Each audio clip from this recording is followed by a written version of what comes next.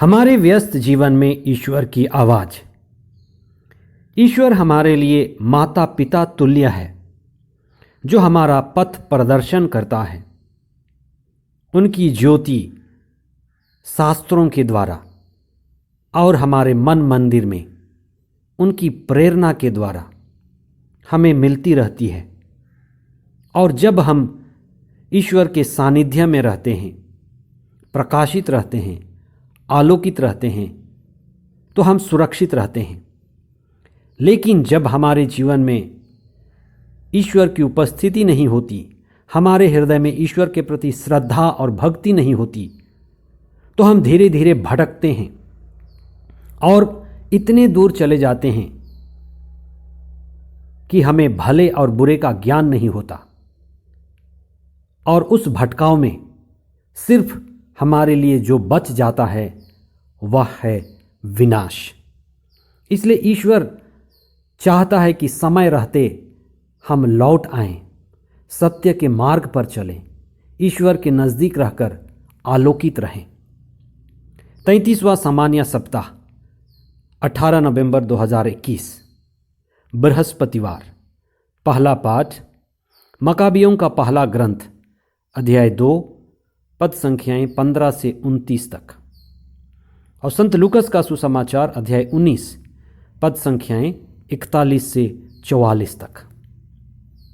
सभी धर्मशास्त्र हमें यह सिखाते हैं कि ईश्वर की दिव्य उपस्थिति ही हमारी आशीष और कृपा का स्रोत है।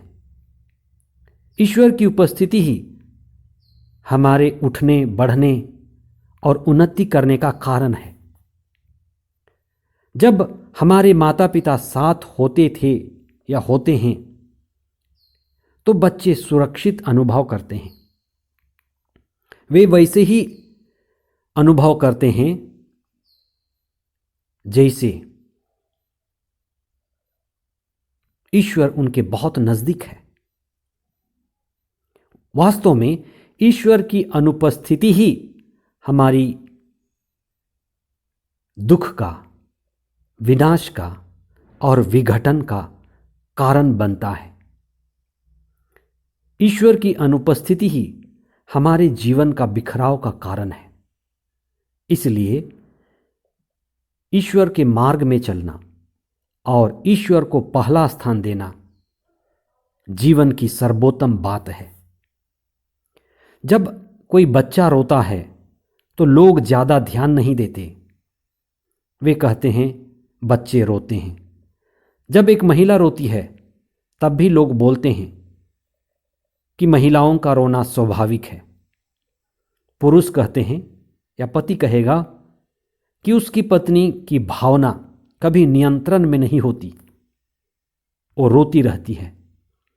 लेकिन जब एक जवान व्यक्ति, पूरा मर्द रोने लगता है तो वास्तव में कोई गहरी बात है जिसे हम शायद जल्दी नहीं समझ पाएंगे।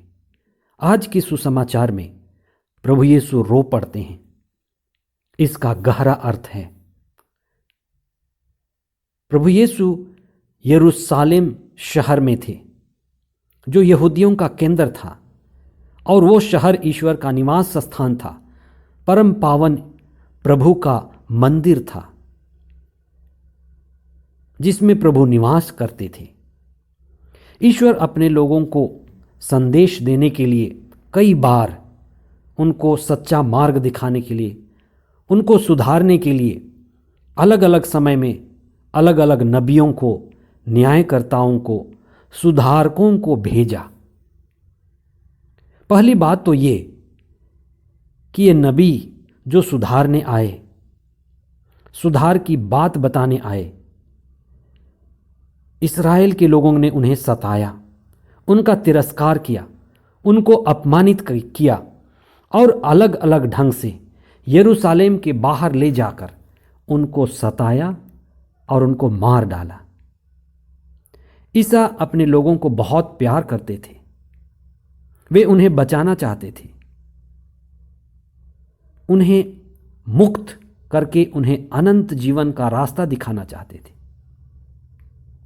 इसलिए वे यरूशलेम की इस दुर्दशा को, हठ धर्मिता को, कठोर हृदय वाले लोगों को देख करके रो पड़े। लोगों का नबियों के प्रति बड़ी उदासीनता थी। महात्माओं के प्रति, उनकी शिक्षाओं के प्रति कोई प्यास नहीं थी और नबियों को वे मार डालते थे। ईश्वर की उपस्थिति इसी तरह वे खोते चले गए।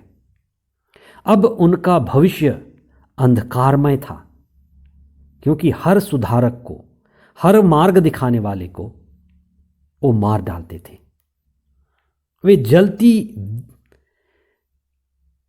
दिए के पास आना नहीं चाहते थे।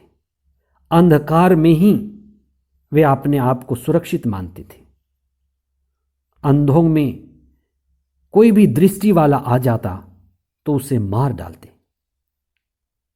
जो भी व्यक्ति हो, जो भी समुदाय हो, जो प्रभु को खो देता है, वह अंधकार में भटकने लगता है। वह कुछ समय तक बेचैन रहता है। हर परिवार के साथ, हर व्यक्ति के साथ, हर संस्था के साथ ऐसी घटना घटती है।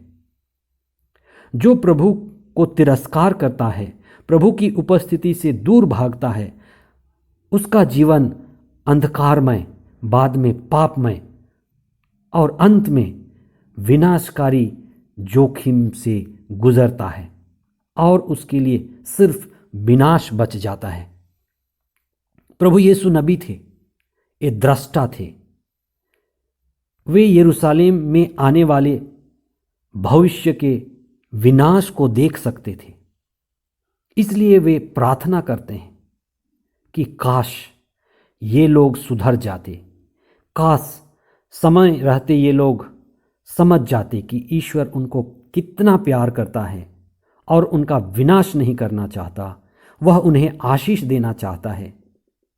इसी बात को लेकर ईसा दुखी हो गए। ईसा को वह भयानक विनाशकारी दिन दिखाई दिए जब शत्रु यरूशलेम को घेर लेंगे, लोगों को बंदी बना करके विदेश ले जाएंगे, प्रभु का मंदिर ढा दिया जाएगा और ईश्वर की सर्वोच्च उपस्थिति वहां से विलुप्त हो जाएगी। आज के पहले पाठ में धर्मी व्यक्ति मत्तियास, जिसका नाम था, वह अपने और अपने परिवार के साथ अपने धर्म की रक्षा के लिए विश्वास का कदम उठाता है। वह अपने निडरता का परिचय देकर दुष्टों के साथ लड़ता है। आज के पाठ में उस परिवार के दृढ़ विश्वास और अपने धर्म को बचाने के उत्साह का जिक्र है। आइए हम अपने जीवन में ईश्वर को पहला स्थान दें। अपनी शक्ति, अपनी भक्ति, अपनी श्रद्धा, दृढ़ विश्वास अपने ईश्वर को समर्पित करें। ईश्वर हमारा उद्धार करता है, वही हमें संभालता है। हम उसको समर्पित होकर जीवन बिताएं। आइए हम प्रार्थना करें। हे प्रभु, हमारे विश्वास को बढ़ाइए और हमें प्रार्थना करना सिखाइए। तू ही हमारा पिता है और ये सारा संसार एक परिवार है। हमें एक दूसरे को सम्मान देने, सभी धर्मों के लोगों के साथ मिलकर रहने, उनके साथ विश्वास में बढ़ने और तेरी आत्मा की शक्ति और छत्र छाया में सुरक्षित रखने की कृपा दे। ये प्रार्थना हम करते हैं हमारे प्रभु ख्रीस्त के द्वारा। आमीन।